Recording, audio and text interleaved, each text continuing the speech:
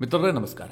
ಮಿತ್ರರೇ, ಕೆಲವೊಮ್ಮೆ ಯೋಚನೆ ಮಾಡಿದಂತಹ ಸಂದರ್ಭದಲ್ಲಿ ಭಾರತದ ದುರ್ವಿಧಿ ಅಂತಹದ್ದು. ಯಾಕೆ ಅಂತಂದ್ರೆ ನಮಗೆ ಅತ್ಯಂತ ಸೂಕ್ಷ್ಮವಾದಂತಹ ಪ್ರದೇಶ ಅಂತಂದ್ರೆ ಅದು ನಾರ್ತ್ ಈಸ್ಟ್ನ ಎಲ್ಲಾ ರಾಜ್ಯಗಳು ಕೂಡ ಭಾರತದ ಪಾಲಿಗೆ ಅತ್ಯಂತ ಸೂಕ್ಷ್ಮವಾದಂತಹ ಪ್ರದೇಶ. ಅಲ್ಲಿ ಸಪರೇಟಿಸ್ಟ್ ಮೂವ್ಮೆಂಟ್ಗಳಿದಾವೆ, ಅಲ್ಲಿ ಸಾಕಷ್ಟು ತೊಂದರೆಗಳಿದಾವೆ. ಇದರ ಜೊತೆಗೆ ಅದಕ್ಕೆ ಹೊಂದಿಕೊಂಡಿರುವಂತಹ ಎರಡೂ ದೇಶಗಳಲ್ಲೂ ಕೂಡ ಅರಾಜಕತೆ ತಾಂಡವವಾಡ್ತಾ ಇದೆ. ಒಂದು ಕಡೆ ಮಯನ್ಮಾರ್, ಇನ್ನೊಂದು ಕಡೆ ಬಾಂಗ್ಲಾದೇಶ. ಮಯನ್ಮಾರ್ನ ಪರಿಸ್ಥಿತಿ ನಿಮಗೆಲ್ಲ ಗೊತ್ತು. 2021ರಿಂದ ಅಲ್ಲಿ ಮಿಲಿಟರಿ ಆಡಳಿತ ಬಂದಿದೆ. ಹೇಳೋದಕ್ಕೆ ಮಾತ್ರ ಅಲ್ಲಿ ಮಿಲಿಟರಿ ಆಡಳಿತ ಇರುವಂತಹದ್ದು. ಅಲ್ಲಿನ ರೆಬಲ್ಸ್ ಗ್ರೂಪ್ಗಳೇ ಇಡೀ ಮಯನ್ಮಾರ್ ಅನ್ನ ಹರಿದು ಹಂಚಿಕೊಂಡಿದ್ದಾವೆ. ಹೀಗಾಗಿ ಮಯನ್ಮಾರ್ನಲ್ಲಿ ಅರಾಜಕತೆ ವಿಪರೀತ ಜಾಸ್ತಿ ಆಗ್ಬಿಟ್ಟಿದೆ. ಇನ್ನೊಂದು ಕಡೆಯಲ್ಲಿ ಬಾಂಗ್ಲಾದೇಶದಲ್ಲಿ ಶೇಖ್ ಹಸೀನಾ ಇದ್ದಷ್ಟು ದಿನ ಭಾರತಕ್ಕೆ ಅಷ್ಟೇನು ತಲೆಬಿಸಿ ಇತ್ತು ಅಂತಿಲ್ಲ. ತಲೆಬಿಸಿ ಇತ್ತು, ಯಾಕೆಂದ್ರೆ ಅಕ್ರಮ ನುಸುಳುಕೋರರ ಸಮಸ್ಯೆ ಇದ್ದಿದ್ದೆ. ಆದ್ರೆ ಯಾವಾಗ ಮೊಹಮ್ಮದ್ ಯೂನಿಸ್ನ ಮತಾಂಧ ಸರ್ಕಾರ ಬಂತೋ ಅದಾದ ದಿನದಿಂದಲೂ ಕೂಡ ಭಾರತಕ್ಕೆ ಅನೇಕ ಸಮಸ್ಯೆಗಳು ತಲೆದೋರ್ತಾ ಇದ್ದಾವೆ. ನಿರಂತರವಾಗಿ ಒಳನುಸುಳುಕೋರರ ಸಮಸ್ಯೆ ಜಾಸ್ತಿ ಆಗ್ತಾ ಇದೆ. ಇದರ ನಡುವೆ ಭಾರತ ಒಂದು ದಿಟ್ಟ ಕ್ರಮವನ್ನು ಕೈಗೊಂಡಿದೆ. ಗಡಿಯಲ್ಲಿ ನಾವಿನ್ನು ಸುಮ್ಮನೆ ಕೂತಿದ್ರೆ ಸಾಧ್ಯವೇ ಇಲ್ಲ ಅಂತ BSF ನಿರ್ಧಾರ ಮಾಡಿದೆ. ಇದಕ್ಕೋಸ್ಕರವಾಗಿ ಆಪರೇಷನ್ ಅಲರ್ಟ್ ಅನ್ನುವಂತಹ ಒಂದು ಮಿಲಿಟರಿ ಎಕ್ಸರ್ಸೈಸ್ ಅನ್ನ ಆರಂಭಿಸಿದೆ. 10 ದಿನಗಳ ಕಾಲ ಇದು ನಡೆಯುತ್ತೆ. ಒಂದು ರೀತಿಯಲ್ಲಿ ಬಾಂಗ್ಲಾದೇಶವನ್ನ ಇದು ಒತ್ತಡಕ್ಕೆ ಸಿಕ್ಕಾಕ್ಸಿದೆ. ಇದೆಲ್ಲದರ ನಡುವೆ ಭಾರತ ಮತ್ತು ಬಾಂಗ್ಲಾ ಗಡಿಯಲ್ಲಿ ಫೆನ್ಸಿಂಗ್ ಮಾಡುವಂತಹ ಕೆಲಸವೂ ಕೂಡ ಜೋರಾಗ್ತಾ ಇದೆ. ಇದನ್ನ ಮಾಡ್ತಿರುವಂತಹ ಸಂದರ್ಭದಲ್ಲೇ BSFಗೆ ಬಾಂಗ್ಲಾದೇಶದವರು ಬಂಕರ್ಗಳನ್ನ ನಿರ್ಮಾಣ ಮಾಡಿರೋದು ಕೂಡ ಕಂಡು ಬಂದಿದೆ. ಬಾರ್ಡರ್ ಗಾರ್ಡ್ಸ್ ಬಾಂಗ್ಲಾದೇಶ ಏನಿದೆ, ಅವರು ಭಾರತದ ಗಡಿಯ ಸಮೀಪದಲ್ಲೇ ಬಂಕರ್ಗಳನ್ನ ನಿರ್ಮಾಣ ಮಾಡಿದ್ದಾರೆ. ಇಲ್ಲಿಗೆ ಕೆಲ ಶಸ್ತ್ರಾಸ್ತ್ರಗಳನ್ನ ಕೂಡ ತಂದು ದಾಸ್ತಾನು ಮಾಡಿದ್ದಾರೆ.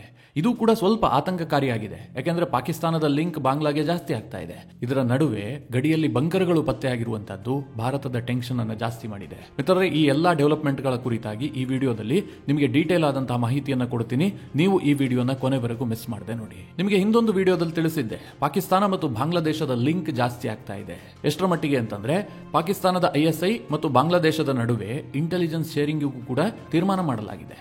ಇದೇನು ಹೊಸ ವಿಚಾರ ಅಲ್ಲ. ಈ ಹಿಂದೆ ಖಾಲಿದಾ ಜಿಯಾ ಬಾಂಗ್ಲಾದೇಶದ ಪ್ರಧಾನಿಯಾಗಿದ್ದಂತಹ ಸಂದರ್ಭದಲ್ಲಿ ಪಾಕಿಸ್ತಾನದ ISI ಜೊತೆಗೆ ಬಾಂಗ್ಲಾದೇಶ ಒಂದು ಒಪ್ಪಂದವನ್ನು ಮಾಡಿಕೊಂಡಿತ್ತು. ಅವರ ನಡುವೆ ಇಂಟೆಲಿಜೆನ್ಸ್ ಶೇರಿಂಗ್ ಕೂಡ ಆಗ್ತಾ ಇತ್ತು. ಇದರ ಪರಿಣಾಮವಾಗಿ ಭಾರತದಲ್ಲಿ ಅನೇಕ ಉಗ್ರ ಚಟುವಟಿಕೆಗಳೇನಾಗ್ತಾ ಇದ್ವಲ್ಲ, ಆ ಎಲ್ಲ ಉಗ್ರ ಚಟುವಟಿಕೆಗಳಲ್ಲಿ ಬಾಂಗ್ಲಾದೇಶದ ಕೈವಾಡ ಕೂಡ ಪತ್ತೆ ಆಗ್ತಾ ಇತ್ತು. ಅನಂತರ ಶೇಖ್ ಹಸೀನಾ ಅಧಿಕಾರಕ್ಕೆ ಬಂದಿದ್ರು. ಶೇಖ್ ಹಸೀನಾ ಬಂದಂತಹ ಸಂದರ್ಭದಲ್ಲಿ ಇದೆಲ್ಲದಕ್ಕೂ ಕೂಡ ದೊಡ್ಡ ಪ್ರಮಾಣದಲ್ಲಿ ಬ್ರೇಕ್ ಬಿದ್ದಿತ್ತು. ಭಾರತಕ್ಕೆ ದೊಡ್ಡ ಮಟ್ಟದ ಯಾವುದೋ ಸಮಸ್ಯೆ ಆಗ್ತಾ ಇತ್ತು ಅಂತೇನಿರಲಿಲ್ಲ. ಆದ್ರೆ ಈಗ ಯುನಿಸ್ ಮತ್ತೆ ಬಾಂಗ್ಲಾದಲ್ಲಿ ಅಧಿಕಾರಕ್ಕೆ ಬಂದಿದ್ದಾನೆ. ಆತನಿಗೆ ವಿಪರೀತವಾಗಿ ಪಾಕ್ ಮೇಲೆ ಪ್ರೇಮ ಕೂಡ ಬಂದಿದೆ. ನಾವು ಪಾಕಿಸ್ತಾನದ ಜೊತೆಗೆ ಕೈ ಜೋಡಿಸಬೇಕು. ಪಾಕ್ ಒಂದು ಅಣ್ವಸ್ತ್ರ ರಾಷ್ಟ್ರ. ಒಂದು ವೇಳೆ ಭಾರತ ಏನಾದರೂ ಬಾಂಗ್ಲಾದೇಶದ ಮೇಲೆ ಎರಗಿ ಬಂದ್ರೆ ಪಾಕಿಸ್ತಾನ ನಮ್ಮನ್ನ ರಕ್ಷಣೆ ಮಾಡಬಹುದು. ಈಗೆಲ್ಲ ಯುನಿಸ್ ಕನಸು ಕಾಣೋದಕ್ಕೆ ಶುರು ಮಾಡಿದ್ದಾನೆ. ಆದ್ರೆ ಮಿತ್ರರೇ, ಅದೇ ಯುನಿಸ್ಗೆ ಗೊತ್ತಿಲ್ಲ, ಪಾಕಿಸ್ತಾನ ರಚನೆಯಾದ ಇವತ್ತಿನವರೆಗೂ ಕೂಡ ಭಾರತವನ್ನ ಗೆಲ್ಲೋದಕ್ಕೆ ಸಾಧ್ಯ ಆಗಿಲ್ಲ. ಅಷ್ಟೇ ಯಾಕೆ, 1971 ವಾರ ಆಯ್ತಲ್ಲ, ಯಾಕಾಯ್ತು?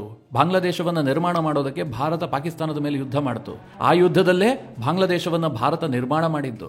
ಅಂದ್ರೆ ಅವತ್ತೂ ಕೂಡ ಪಾಕಿಸ್ತಾನಕ್ಕೆ ಬಾಂಗ್ಲಾದೇಶವನ್ನ ಉಳಿಸ್ಕೊಳ್ಳೋದಕ್ಕೆ ಸಾಧ್ಯ ಆಗಿರಲಿಲ್ಲ. ಇನ್ನು ಈಗ ಪಾಕಿಸ್ತಾನ ಬಾಂಗ್ಲಾದೇಶವನ್ನ ರಕ್ಷಣೆ ಮಾಡೋದಕ್ಕೆ ಸಾಧ್ಯವಾ? ಆದ್ರೂ ಕೂಡ ಯುನಿಸ್ಗೆ ಅನಿಸ್ತಾ ಇದೆ, ನಮಗೆ ಪಾಕಿಸ್ತಾನದ ಸ್ನೇಹ ಹೆಚ್ಚು ಸುರಕ್ಷಿತ, ಭಾರತದಿಂದ ನಮಗೆ ರಕ್ಷಣೆ ಸಿಗುತ್ತೆ ಅಂತ. ನಿಮಗೆಲ್ಲ ಗೊತ್ತೇ ಇದೆಯಲ್ಲ ಮಿತ್ರರೇ, ಪಾಕಿಸ್ತಾನ ಎಲ್ಲಿ ಎಂಟ್ರಿ ಆದ್ರೂ ಕೂಡ ಭಾರತಕ್ಕದು ಸಮಸ್ಯೆನೆ. ಈಗ ಬಾಂಗ್ಲಾ ಮತ್ತು ಭಾರತದ ನಡುವೆ ಗಡಿ ಸಮಸ್ಯೆಗಳು ದಿನೇ ದಿನೇ ಉಲ್ಬಣಿಸ್ತಾ ಇದೆ. ಈಗಾಗಲೇ BSF ಮತ್ತು ಬಾರ್ಡರ್ ಗಾರ್ಡ್ ಬಾಂಗ್ಲಾದೇಶ ಏನಿದ್ದಾರೆ, ಅವರ ನಡುವೆ ಸಂಘರ್ಷಗಳು ಸಾಕಷ್ಟು ಏರ್ಪಟ್ಟಿತ್ತು. ಯಾಕೆಂತಂದ್ರೆ BSF ಏನ್ ಮಾಡಿತ್ತು, ಎಲ್ಲೆಲ್ಲಿ ಬಾಂಗ್ಲಾ ಮತ್ತು ಭಾರತದ ನಡುವೆ ಗಡಿ ಸಮಸ್ಯೆಗಳಿದ್ವೋ, ಅಂದ್ರೆ ಅಲ್ಲಿ ಪ್ರಾಪರ್ ಆದಂತಹ ಫೆನ್ಸಿಂಗ್ ಇರೋದಿಲ್ಲ, ಅತಿ ಮುಖ್ಯವಾಗಿ ನದಿ ಇದ್ದಂತಹ ಪ್ರದೇಶಗಳಲ್ಲಿ, ಈ ಬಾಂಗ್ಲಾ ಮತ್ತು ಭಾರತದ ನಡುವೆ ಅನೇಕ ನದಿಗಳು ಹರಿತವೆ. ಆ ನದಿ ಇದ್ದಂತಹ ಪ್ರದೇಶದಲ್ಲಿ ಈ ಗಡಿ ಸಮಸ್ಯೆಗಳಿದಾವೆ. ಅಲ್ಲಿ ಸರಿಯಾದಂತಹ ಫೆನ್ಸಿಂಗ್ ಅನ್ನು ಮಾಡೋದಕ್ಕೆ ಇವತ್ತಿಗೂ ಸಾಧ್ಯ ಆಗಿರಲಿಲ್ಲ. ಈಗ ಭಾರತ ಅಲ್ಲೆಲ್ಲ ಫೆನ್ಸಿಂಗ್ ಮಾಡೋದಕ್ಕೆ ಶುರು ಮಾಡಿಬಿಟ್ಟಿತ್ತು. ಇದಕ್ಕೆ ಬಾಂಗ್ಲಾದೇಶ ಬಾರ್ಡರ್ ಗಾರ್ಡ್ಸ್ ಕೂಡ ವಿರೋಧ ವ್ಯಕ್ತಪಡಿಸಿದ್ರು. ಜೊತೆಗೆ ಬಾಂಗ್ಲಾದೇಶದ ರೈತರಿಂದಲೂ ಕೂಡ ವಿಪರೀತವಾದಂತಹ ವಿರೋಧ ವ್ಯಕ್ತವಾಗಿತ್ತು. ಎಷ್ಟರ ಮಟ್ಟಿಗೆ ವಿರೋಧ ಅಂತಂದ್ರೆ, ಭಾರತದ ರೈತರಿಗೆ ಕೆಲವೊಂದಷ್ಟು ಪ್ರದೇಶದಲ್ಲಿ ಉಳುಮೆ ಮಾಡೋದಕ್ಕೂ ಕೂಡ ಅವಕಾಶವನ್ನ ಕೊಟ್ಟಿರಲಿಲ್ಲ. ಬಾಂಗ್ಲಾದೇಶದ ಬಾರ್ಡರ್ ಗಾರ್ಡ್ಸ್ ಬಂದ್ಬಿಟ್ಟು ಅದನ್ನ ತಡೆಯೋದಕ್ಕೆ ಯತ್ನ ಮಾಡ್ತಾ ಇದ್ರು. ಇನ್ನೊಂದು ಕಡೆಯಲ್ಲಿ ಬಾಂಗ್ಲಾದೇಶದ ರೈತರಿಂದಲೂ ಕೂಡ ಪ್ರತಿಭಟನೆಗಳು ವ್ಯಕ್ತವಾಗ್ತಾ ಇತ್ತು. ಹೀಗಾಗಿ ಸಮಸ್ಯೆಗಳಾಗ್ತಾ ಇತ್ತು. ಇದಕ್ಕೆ ಪ್ರತಿಯಾಗಿ ಭಾರತದ ರೈತರು ಏನು ಸುಮ್ಮನೆ ಕೂತಿರಲಿಲ್ಲ, ಅವರು ದೊಡ್ಡ ಮಟ್ಟದಲ್ಲಿ ಪ್ರತಿಭಟನೆಯನ್ನ ಮಾಡಿದ್ದಾರೆ. BSF ಕೂಡ ಬಾಂಗ್ಲಾದೇಶಕ್ಕೆ ತಕ್ಕ ಉತ್ತರವನ್ನು ಕೊಡುವಂತಹ ಕೆಲಸವನ್ನ ಕೂಡ ಮಾಡಿತ್ತು. ನಾನು ಯಾಕೆ ಇದನ್ನೆಲ್ಲ ವಿವರಿಸ್ತಾ ಇದ್ದೀನಿ ಅಂತಂದ್ರೆ, ಗಡಿಯಲ್ಲಿ ಸಂಘರ್ಷ ವಿಪರೀತವಾಗ್ತಾ ಇತ್ತು. ಇದರ ನಡುವೆ ಒಂದು ಘಟನೆ ನಡೆಯುತ್ತೆ. ಮೇಘಾಲಯದ BSF ಟ್ರೂಪ್ಸ್ 6 ಮಂದಿ ಇಲ್ಲಿಗಲ್ ಬಾಂಗ್ಲಾ ನುಸುಳುಕೋರರನ್ನ ಬಂಧನ ಮಾಡುತ್ತೆ. ಇದಾಗ್ತಿದ್ದ ಹಾಗೆ ಭಾರತಕ್ಕೆ ಸ್ವಲ್ಪ ಟೆನ್ಷನ್ ಜಾಸ್ತಿ ಆಗುತ್ತೆ. ಈ ನುಸುಳುಕೋರರ ಸಮಸ್ಯೆ ಜಾಸ್ತಿ ಆಗ್ತಾ ಇದೆ ಅನ್ನೋದು ಕೂಡ ಅರಿವಿಗೆ ಬರುತ್ತೆ. ಹೀಗಾಗಿ ಭಾರತ ಈಗ ಒಂದು ದಿಟ್ಟ ಕ್ರಮವನ್ನು ಕೈಗೊಂಡಿದೆ. ಅದೇನು ಕೇಳಿದ್ರೆ, ಆಪರೇಷನ್ ಅಲರ್ಟ್ ಅನ್ನುವಂತಹ ಒಂದು ಮಿಲಿಟರಿ ಎಕ್ಸರ್ಸೈಸ್ ಅನ್ನ ಲಾಂಚ್ ಮಾಡಿದೆ. 10 ದಿನಗಳ ಕಾಲ ನಡೆಯುತ್ತೆ. ಭಾರತ ಮತ್ತು ಬಾಂಗ್ಲಾದ ಗಡಿಯ ಸೂಕ್ಷ್ಮ ಪ್ರದೇಶಗಳೇನಿದೆ ಅಲ್ಲೇ ಈ ಮಿಲಿಟರಿ ಎಕ್ಸರ್ಸೈಸ್ ಅನ್ನು ನಡೆಸಲಾಗುತ್ತೆ. BSF ಇದೊಂದು ದಿಟ್ಟ ನಿರ್ಧಾರವನ್ನು ಕೈಗೊಂಡಿದೆ. ಅಂದ್ರೆ ಇದು ಬಾಂಗ್ಲಾದೇಶಕ್ಕೆ BSF ನೇರವಾಗಿ ಸಂದೇಶ ಕೊಡ್ತಾ ಇರುವಂತದ್ದು. ನಾವೇನು ಸುಮ್ಮನೆ ಕೂರೋದಿಲ್ಲ, ನೀವೇನಾದ್ರೂ ಗಡಿ ಖ್ಯಾತೆಯನ್ನು ತೆಗೆದಿದ್ದೆ ಆದ್ರೆ ಅದಕ್ಕೆ ದಿಟ್ಟ ಉತ್ತರ ಕೊಡ್ತೀವಿ ಅನ್ನುವಂತಹ ಸಂದೇಶ ಇದು.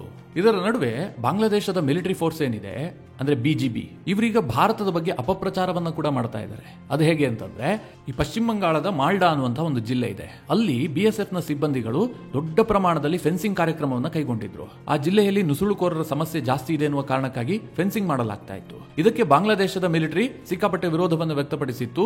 ಈ ಕಾರಣದಿಂದಾಗಿ ಸಂಘರ್ಷ ಜಾಸ್ತಿ ಆಗಿತ್ತು. ಇದಾಗ್ತಿದ್ದ ಹಾಗೆ BSF ಏನ್ ಮಾಡ್ತು ಅಂತಂದ್ರೆ ಆ ಫೆನ್ಸಿಂಗ್ ಕಾರ್ಯಕ್ರಮವನ್ನ ಸದ್ಯಕ್ಕೆ ಸ್ಥಗಿತಗೊಳಿಸ್ತು. ಯಾಕೆಂದ್ರೆ ವಿವಾದ ಜಾಸ್ತಿ ಆಗುತ್ತೆ, ಸಂಘರ್ಷ ಆಗಬಹುದು ಅನ್ನುವ ಕಾರಣಕ್ಕೋಸ್ಕರವಾಗಿ BSF ಸ್ವಲ್ಪ ಹೋಲ್ಡ್ ಮಾಡಿತ್ತು, ಮಾತುಕತೆ ಮೂಲಕ ಬಗೆಹರಿಸಿಕೊಳ್ಳೋಣ ಅಂತ. ಆದ್ರೆ ಈಗ ಬಾಂಗ್ಲಾದೇಶದಲ್ಲಿ ಯಾವ ರೀತಿಯಾಗಿ ಅಪಪ್ರಚಾರ ಮಾಡಲಾಗ್ತಾ ಇದೆ ಅಂತಂದ್ರೆ, ಬಾಂಗ್ಲಾದೇಶದ ಮಿಲಿಟರಿಗೆ ಭಾರತ ಹೆದರ್ಕೊಂಡಿದೆ, ಇದಕ್ಕೋಸ್ಕರವಾಗಿ ಮಾಲ್ಡಾದಲ್ಲಿ BSF ಸಿಬ್ಬಂದಿಗಳು ತಮ್ಮ ಫೆನ್ಸಿಂಗ್ ಕಾರ್ಯಕ್ರಮವನ್ನು ಸ್ಥಗಿತಗೊಳಿಸಿದ್ದಾರೆ, ಇದು ಬಾಂಗ್ಲಾದ ಒತ್ತಡದ ಕಾರಣದಿಂದ ಆಗಿದ್ದು ಅಂತ ಹೇಳಿ ಅಪಪ್ರಚಾರವನ್ನು ಕೂಡ ಮಾಡಲಾಗ್ತಾ ಇದೆ. ಇನ್ನೊಂದು ಕಡೆ ಮಿತ್ರರೇ, ಬಹಳ ಆಘಾತಕಾರಿಯಾದ ವಿಚಾರ ಏನು ಕೇಳಿದ್ರೆ, ಈ ಮಾಲ್ಡಾದ ಗಡಿಯಲ್ಲೇ ದೊಡ್ಡ ಪ್ರಮಾಣದಲ್ಲಿ ಬಾಂಗ್ಲಾದೇಶದ ಬಂಕರ್ಗಳು ಪತ್ತೆಯಾಗಿದೆ. ಕೇವಲ ಬಂಕರ್ಗಳು ಮಾತ್ರ ಅಲ್ಲ, ಅಲ್ಲಿ ಕೆಲ ಶಸ್ತ್ರಾಸ್ತ್ರಗಳು ಕೂಡ ಪತ್ತೆಯಾಗಿದೆ. ಯಾವ ರೀತಿಯ ಶಸ್ತ್ರಾಸ್ತ್ರಗಳನ್ನ ಬಾಂಗ್ಲಾ ಮಿಲಿಟರಿ ಅಲ್ಲಿ ಅಡಗಿಸಿತ್ತು ಅಂತಂದ್ರೆ, ಟಿಯರ್ ಗ್ಯಾಸ್, ನಾನ್ ಲೀಥೆಲ್ ಸೌಂಡ್ ಗ್ರೆನೇಡ್ ಇವುಗಳನ್ನ ಅಲ್ಲಿ ಅಡಗಿಸಲಾಗಿತ್ತು. ಯಾಕೆ ಟಿಯರ್ ಗ್ಯಾಸ್ ಅಂದ್ರೆ, ಈ ಫೆನ್ಸಿಂಗ್ ಮಾಡುವಂತಹ ಸಂದರ್ಭದಲ್ಲಿ ರೈತರು ಪ್ರತಿಭಟನೆ ಮಾಡ್ತಾರೆ. ಆವಾಗ ಈ ಟಿಯರ್ ಗ್ಯಾಸ್ಗಳ ಮೂಲಕ ರೈತರನ್ನು ಚದುರಿಸೋದಕ್ಕೆ ಬಾಂಗ್ಲಾದೇಶದ ಮಿಲಿಟರಿ ಅವುಗಳನ್ನು ತಂದಿಟ್ಟಿತ್ತು. ಈ ಬಗ್ಗೆ ಬಾಂಗ್ಲಾದ ಹೋಮ್ ಅಫೇರ್ಸ್ ಅಡ್ವೈಸರಿಗೆ ಕೇಳಿದ್ರೆ ಅವ್ರೇನ್ ಹೇಳ್ತಾರೆ ಗೊತ್ತಾ, ಇದೇನು ಹೊಸ ವಿಚಾರ ಅಲ್ಲ, ಇದು ಈ ಹಿಂದಿನಿಂದಲೂ ಕೂಡ ಆಗ್ತಾ ಇದೆ. ಭಾರತ ಕೂಡ ಇಂತಹ ಶಸ್ತ್ರಾಸ್ತ್ರಗಳನ್ನು ಗಡಿಯಲ್ಲಿ ಇಟ್ಕೊಂಡಿದೆ, ಅದಕ್ಕೋಸ್ಕರವಾಗಿ ನಾವು ಕೂಡ ಗಡಿಯಲ್ಲಿ ಇಂತಹದೇ ಶಸ್ತ್ರಾಸ್ತ್ರಗಳನ್ನು ದಾಸ್ತಾನು ಮಾಡ್ತಾ ಇದ್ದೀವಿ ಅಂತ ಅವರು ಉತ್ತರ ಕೊಟ್ಟಿದ್ದಾರೆ. ಯಾರು? M ಜಹಂಗೀರ್ ಆಲಂ ಅನ್ನುವಂಥವ್ರು. ಇವರು ಬಾಂಗ್ಲಾದ ಹೋಮ್ ಅಫೇರ್ಸ್ ಅಡ್ವೈಸರ್. ಇಲ್ಲೊಂದು ಸೂಕ್ಷ್ಮವಾಗಿ ಗಮನಿಸಿ, ಬಾಂಗ್ಲಾ ಕೊಡುವಂತಹ ಉತ್ತರ ಭಾರತಕ್ಕೆ ಸಮಂಜಸಕಾರಿಯಾದಂತಹದ್ದಲ್ಲ. ಯಾಕಂದ್ರೆ ಭಾರತದಿಂದ ಯಾವುದೇ ವ್ಯಕ್ತಿಯೂ ಕೂಡ ಬಾಂಗ್ಲಾದೊಳಗೆ ನುಸುಳಿ ಹೋಗೋದಿಲ್ಲ. ಬಾಂಗ್ಲಾಗ್ ಹೋಗಿ ಜೀವನ ಕಟ್ಕೊಳ್ತೀನಿ ಅಂತ ಯಾರಾದ್ರೂ ಹೋಗೋದಕ್ಕೆ ಸಾಧ್ಯವಾ? ಯಾರಿಗಾದ್ರೂ ಹೋಗ್ಲೇಬೇಕು ಅಂತಿದ್ರೆ ಪಾಸ್ಪೋರ್ಟ್ ವೀಸಾ ಪಡೆದೇ ಹೋಗ್ತಾನೆ. ಯಾರು ಅಕ್ರಮವಾಗಿ ಗಡಿ ನುಸುಳ್ಕೊಂಡು ಬಾಂಗ್ಲಾದೇಶದೊಳಗೆ ಹೋಗೋದಿಲ್ಲ. ಆದ್ರೆ ಬಾಂಗ್ಲಾದಿಂದ ನಿರಂತರವಾಗಿ ಭಾರತದೊಳಗೆ ಒಳನುಸುಳುಕೋರರು ಬರ್ತಾರೆ. ಎಷ್ಟರ ಮಟ್ಟಿಗೆ ಅಂತಂದ್ರೆ, ಸೈಫ್ ಅಲಿ ಖಾನ್ ಮೇಲೆ ದಾಳಿ ಆದ್ರೆ ಆ ದಾಳಿಯ ರೂವಾರಿಯೂ ಕೂಡ ಬಾಂಗ್ಲಾದೇಶದಿಂದ ಬಂದ ಅಕ್ರಮ ಒಳನುಸುಳುಕೋರ.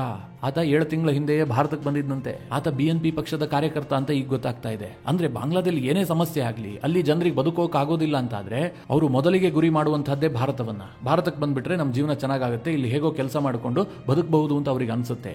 ಹೀಗಾಗಿ ಭಾರತಕ್ಕೆ ಬಾಂಗ್ಲಾದಿಂದ ಒಳನುಸುಳುಕೋರರ ಸಮಸ್ಯೆ ವಿಪರೀತವಾಗಿದೆ. ಈ ಕಾರಣದಿಂದ BSF ಗಡಿಯಲ್ಲಿ ಒಂದಷ್ಟು ಶಸ್ತ್ರಾಸ್ತ್ರಗಳನ್ನ ಕೂಡ ಇಟ್ಕೊಂಡಿರುತ್ತೆ. ಅವರನ್ನ ಬೆದರಿಸಿ ಹೆದರಿಸೋದಕ್ಕೆ ಏನೆಲ್ಲ ಬೇಕೋ ಎಲ್ಲದನ್ನ ಕೂಡ ಮಾಡಿಕೊಂಡಿರುತ್ತೆ. ಆದ್ರೆ ಬಾಂಗ್ಲಾದೇಶ ಏನ್ ಮಾಡ್ತಾ ಇದೆ, ನೀವು ಶಸ್ತ್ರಾಸ್ತ್ರಗಳನ್ನ ಇಟ್ಕೊಳ್ತೀರಾ, ನೀವು ಟಿಯರ್ ಗ್ಯಾಸ್ ಅನ್ನ ಇಟ್ಕೊಳ್ತೀರಾ, ನಾವು ಕೂಡ ಇಟ್ಕೊಳ್ತೀವಿ, ನಮಗೂ ಕೂಡ ಒಳನುಸುಳುಕೋರರ ಸಮಸ್ಯೆ ಇದೆ ಅಂತ ಬಿಂಬಿಸೋದಕ್ಕೆ ಹೊರಟಿದೆ. ಇದನ್ನು ಕೇಳಿದ್ರೆ ನಗು ಬರುತ್ತೆ ಹೊರತು ಮತ್ತಿನ್ನೇನಲ್ಲ. ಯಾಕಂದ್ರೆ ಇಡೀ ಜಗತ್ತಿಗೆ ಗೊತ್ತು, ಭಾರತದಿಂದ ಒಬ್ಬ ವ್ಯಕ್ತಿಯೂ ಕೂಡ ಬಾಂಗ್ಲಾದೇಶದೊಳಗೆ ನುಸುಳಿ ಹೋಗೋದಿಲ್ಲ ಅಂತ. ನನಗನ್ಸುತ್ತೆ ಮಿತ್ರರೇ, ಈ ಫೆನ್ಸಿಂಗ್ ಕಾರ್ಯಕ್ರಮ ಏನ್ ನಡೀತಾ ಇದೆ ಇದು ದೊಡ್ಡ ಪ್ರಮಾಣದಲ್ಲಿ ನಡಿಬೇಕು. ಈಗಾಗಲೇ ಮಯನ್ಮಾರ್ ಮತ್ತು ಭಾರತದ ಗಡಿಯನ್ನ ಲಾಕ್ ಮಾಡುವ ಕೆಲಸವನ್ನ ಕೇಂದ್ರ ಸರ್ಕಾರ ಮಾಡ್ತಾ ಇದೆ. ಇದಕ್ಕೋಸ್ಕರವಾಗಿ ದೊಡ್ಡ ಯೋಜನೆಯನ್ನೇ ಕೈಗೊಂಡಿದೆ. ಈಗಲೂ ಕೂಡ ಕೇಂದ್ರ ಸರ್ಕಾರ ಬಾಂಗ್ಲಾ ಮತ್ತು ಭಾರತದ ಗಡಿ ಏನಿದೆ ಅದನ್ನ ಕಂಪ್ಲೀಟ್ ಆಗಿ ಲಾಕ್ ಮಾಡಬೇಕು.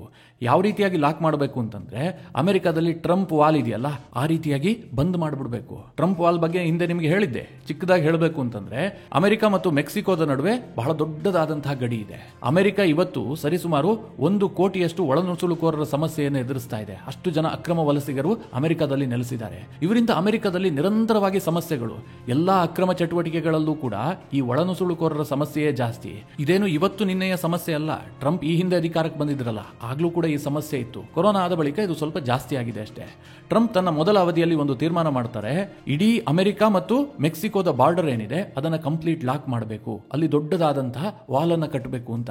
ಇವತ್ತು ಚೈನಾದ ವಾಲ್ ಹೇಗಿದೆಯೋ ಅದೇ ಮಾದರಿಯ ಕಬ್ಬಿಣದ ವಾಲ್ ಅನ್ನ ಅಮೆರಿಕ ಮತ್ತು ಮೆಕ್ಸಿಕೋದ ನಡುವೆ ನಿರ್ಮಾಣ ಮಾಡಲಾಗಿದೆ. ಆದರೆ ಟ್ರಂಪ್ ಅಧಿಕಾರವನ್ನ ಕಳೆದುಕೊಂಡ್ರಲ್ಲ, ಆ ಸಂದರ್ಭದಲ್ಲಿ ಆ ಗೋಡೆ ಕಟ್ಟುವಂತಹ ಕಾರ್ಯಕ್ರಮ ನಿಂತೋಯ್ತು. ಯಾಕೆಂದ್ರೆ ಬೈಡನ್ ಅದನ್ನ ಮುಂದುವರಿಸಿಲ್ಲ. ಈಗ ಟ್ರಂಪ್ ಅಧಿಕಾರಕ್ಕೆ ಬಂದಿದ್ದಾರೆ, ಆ ಗೋಡೆ ಕಟ್ಟುವಂತಹ ಕಾರ್ಯಕ್ರಮವನ್ನು ಮುಂದುವರಿಸ್ತಾರೆ. ಎಲ್ಲೆಲ್ಲಿ ಬಾಕಿ ಉಳಿದಿದೆಯೋ ಅದನ್ನ ಫಿನಿಶ್ ಮಾಡೋದಕ್ಕೂ ಕೂಡ ನಿರ್ಧಾರ ಮಾಡಿದ್ದಾರೆ.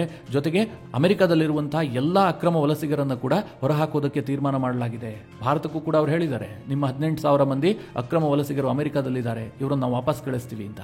ಭಾರತ ಕೂಡ ಅಕ್ಸೆಪ್ಟ್ ಮಾಡ್ಕೊಳ್ಳೇಬೇಕು. ನಮಗೂ ಅದಕ್ಕೂ ಸಂಬಂಧ ಇಲ್ಲ ಅಂತ ಭಾರತ ಇವತ್ತು ಹೇಳೋದಕ್ಕೆ ಸಾಧ್ಯ ಇಲ್ಲ. ಯಾಕೆಂದ್ರೆ ಅವರು ಭಾರತದಿಂದ ಅಕ್ರಮವಾಗಿ ಅಮೆರಿಕಾಗೆ ಹೋಗಿ ನೆಲೆಸಿದ್ದಾರೆ. ಅದೇ ರೀತಿಯಾಗಿ ಭಾರತ ಮತ್ತು ಬಾಂಗ್ಲಾದ ನಡುವಿನ ಗಡಿ ಸಮಸ್ಯೆಯನ್ನ ಇತ್ಯರ್ಥ ಮಾಡ್ಕೊಳ್ಬೇಕು, ಅಲ್ಲಿ ಫೆನ್ಸಿಂಗ್ ಆಗಬೇಕು. ಜೊತೆಗೆ ಭಾರತದಲ್ಲಿ ಈಗಾಗಲೇ ಬಂದು ನೆಲೆಸಿರುವಂತಹ ಅಕ್ರಮ ಬಾಂಗ್ಲಾ ವಲಸಿಗರನ್ನ ಮುಲಾಜಿಲ್ಲದೆ ಒದ್ದು ಕಳುಹಿಸಬೇಕು. ಯಾವುದೇ ಮುಲಾಜ್ ಇಟ್ಕೊಳ್ಬಾರ್ದು. ಯಾಕೆಂದ್ರೆ ಇವತ್ತಲ್ಲ ನಾಳೆ ಅವರು ನಮಗೆ ದೊಡ್ಡ ಸಮಸ್ಯೆಯನ್ನು ತಂದೊಡ್ತಾರೆ. ಅದು ರಾಜಕೀಯ ಸಮಸ್ಯೆಗಳಿರಬಹುದು ಅಥವಾ ಭದ್ರತಾ ದೃಷ್ಟಿಯಿಂದ ಸಮಸ್ಯೆಗಳಿರಬಹುದು. ಯಾವುದೋ ಒಂದು ರೂಪದಲ್ಲಿ ಅವರು ಭಾರತಕ್ಕೆ ಸಿಂಹ ಸ್ವಪ್ನವಾಗಿ ಕಾಡ್ತಾರೆ. ಹೀಗಾಗಿ ದಿಟ್ಟ ಕ್ರಮವನ್ನು ಭಾರತ ಸರ್ಕಾರ ಕೈಗೊಳ್ಳಬೇಕಾದಂತಹ ಅನಿವಾರ್ಯತೆ ಇದೆ.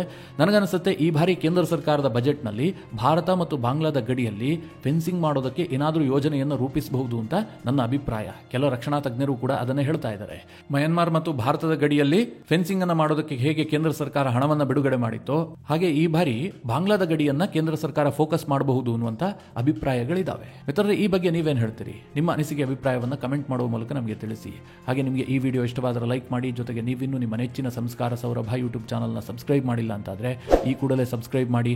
ಮುಂದಿನ ಎಲ್ಲ ಅಪ್ಡೇಟ್ಗಳ ನೋಟಿಫಿಕೇಷನ್ಗಾಗಿ ಬೆಲ್ ಐಕಾನ್ ಒತ್ತಿ.